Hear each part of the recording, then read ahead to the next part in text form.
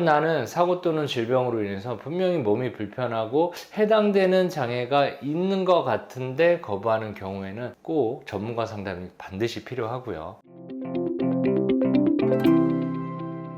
안녕하십니까. 보험금 청구의 기술 보청기TV 구독자 여러분 반갑습니다. 자, 오늘 다룰 내용은 평소에 저희 실무하면서 후유장애에 대해서 상담하면서 좀 평소에 많이 물어보는 것들에 대해서 그 부분에 대해서 말씀을 좀 드리도록 하겠습니다. 자, 여러분들 후유장애 어떻게 알고 계세요? 사고 또는 질병으로 인해서 충분히 의학적인 치료를 받았음에도 불구하고 신체에 남아있는 육체적, 정신적 훼손 상태를 저희는 보통 후유장애라고 얘기를 합니다. 그래서 먼저 보시면 후유장애 종류가 많죠. 대한민국에서 통용되는 후유장애에 따른 종류는 많습니다. 첫 번째로는 개인 취미 활동으로 인해서 다치게 되는 경우도 있고 일상생활 하면서 다치게 되는 경우가 있죠. 그래서 그때 후유장애가 만약에 남는다고 하면 저희가 개인보험, 요새 개인보험들 한두 개씩 다 있죠. 개인보험에 후유장애, 사고나 질병으로 후유장애 담보가 있다라고 하면 그에 맞게끔 청구하는 장애를 저희는 AMA식 후유장애라고 하고 있습니다.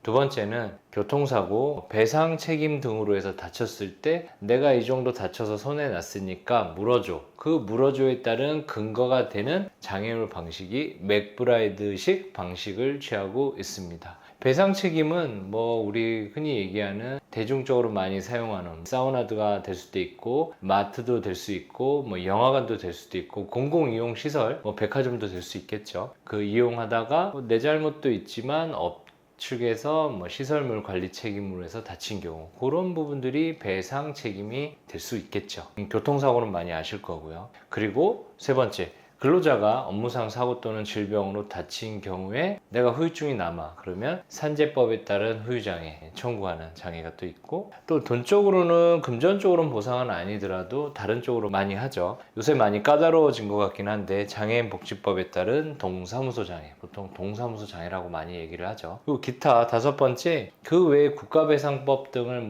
인용하는 여러 가지 장애에 따른 부분들이 있습니다. 그래서 요 네 가지 장애에 따른 툴 안에서 저희는 보상을 다 받게 후유장애를 판단하고 있습니다.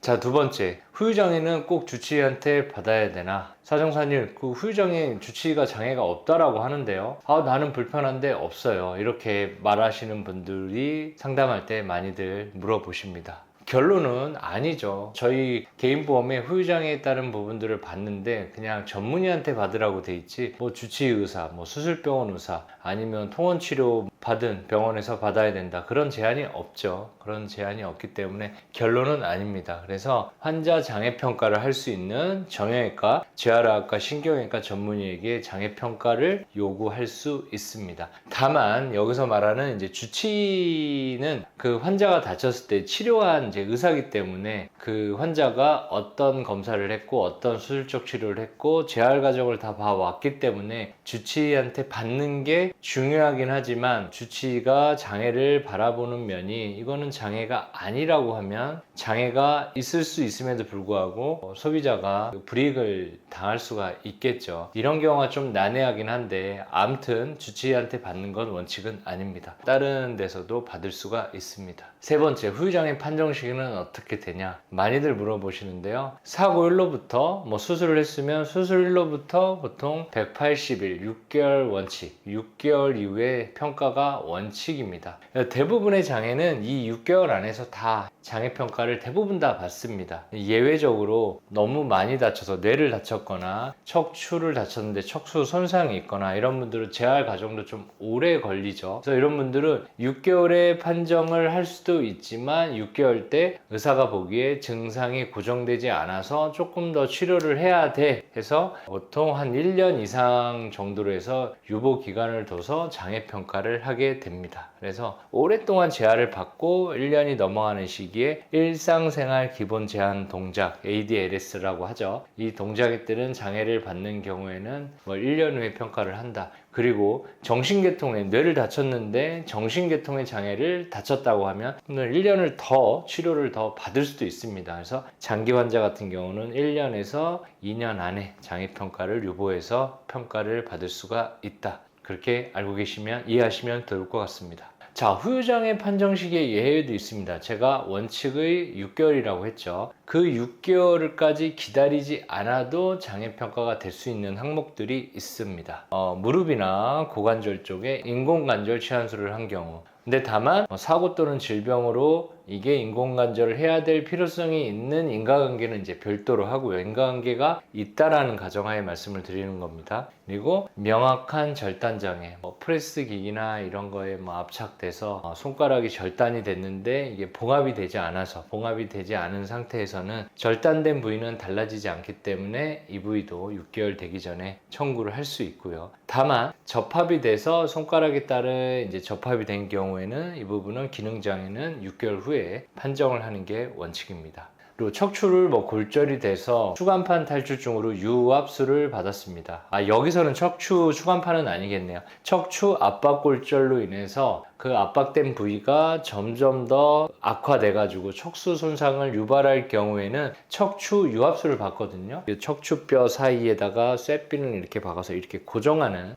수술을 받는 게 유압술이거든요. 이런 수술을 받은 경우에도 6개월 기다리지 않아도 장애평가를 받을 수 있습니다. 그리고 흉복부 비뇨생식기 장애에서 저희 약간 장기라고 얘기를 하죠. 장기가 결손이 있거나 기능이 아예 없어진 경우에는 그 판정이 6개월 전에 명확하게 진단을 받을 수 있다라고 하면 이 장애도 6개월 기다리지 않아서 후유장애를 판정을 받을 수 있다는 점도 체크해 두시면 좋을 것 같습니다. 자, 후유장애 관련해서 전문가 상담이 필요한 경우를 정리를 좀 해봤습니다. 자, 첫 번째는 아까 얘기를 했죠. 치료병원에서 장애평가를 거부, 우리 장애 끊지 않아요, 이렇게 하는 병원들도 많습니다. 하고 없다고 하는 경우, 나는 사고 또는 질병으로 인해서 분명히 몸이 불편하고 해당되는 장애가 있는 것 같은데 거부하는 경우에는 꼭 전문가 상담이 반드시 필요하고요. 전문가가 보는 장애에 따른 부분을 보는 거하고 내가 불편해서 안고 있는 부분, 이게 장애가 되겠어 하는 부분들은 현실적으로 좀 큰 차이가 발생할 수가 있다는 점 꼭 확인하시면 좋을 것 같습니다. 사고 또는 질병으로 현재 신체 상태가 장애가 해당 여부를 내가 판단이 안 서는 경우입니다. 이런 경우에는 의무기록지, 수술기록지 영상 가지고 가서 전문가한테 상담 받아보시는 게 좋습니다. 장애가 많이 다쳐서 이건 무조건 장애가 남아요. 다만 50% 이상 또는 80% 이상의 고도 장애 지급률을 다투는 경우, 보통 이런 경우에는 거의 50%에서 조금 넘으면 50%를 넘고 아니면 조금 부족하고, 그거에 따른 보험금이 많이 차이가 나고 80%도 마찬가지입니다. 이게 1, 2%로 내가 받냐 안 받냐에 따른 차이가 발생하기 때문에 이런 장애의 경우에도 좀 신중히 접근해서 전문가 상담이 좀 필요할 수가 있습니다. 질병으로 후유장애 담보가 있는 경우, 질병은 굉장히 복합적으로 해서 내가 신체 상태가 허약해서 나타날 수가 있기 때문에요. 어느 하나의 질병으로 인해서 내가 앓고 있는 게 이게 후유장애가 돼 안 되냐에 따른 판단이 매우 어렵기 때문에 질병 후유장애가 있고 내가 몸이 일상생활에 좀 힘든 부분들이 있다고 하면 이 부분도 전문가 상담이 필요할 수 있습니다. 그리고 후유장애 청구했는데 보험사가 이건 반드시 의료자문 또는 동시감정 거쳐야 우리 판정할 수 있다, 아니면 못해, 완강하게 버티는 경우, 이런 경우도 전문가 상담이 필요할 수가 있겠습니다. 자, 오늘 후유장애 진단 관련해서 제가 실무를 하면서 평소 많이 궁금해하는 사항들에 대해서 좀 해소를 해드렸고, 후유장애 진단 청구할 때 또 전문가 상담이 또 필요한 케이스에 대한 부분까지도 말씀을 좀 드렸습니다. 오늘 후유장애 관련해서 영상 보시고 개별적인 사안마다 많이 다르기 때문에 더 궁금한 사항이 많으실 거라고 생각이 됩니다. 꼭 편하게 문의 주시면 제가 상세하게 답변 드리도록 하겠습니다. 보험금 청구의 기술 보청기TV는 매일 아침 8시에 출근길 보험 영상 정보로 여러분께 영상을 제공하고 있습니다. 보험 정보 영상이 유익하셨다면 좋아요와 구독 부탁드리고 알림 설정까지 꼭 부탁드리겠습니다. 다음에 더 좋은 영상으로 찾아뵙도록 하겠습니다. 감사합니다.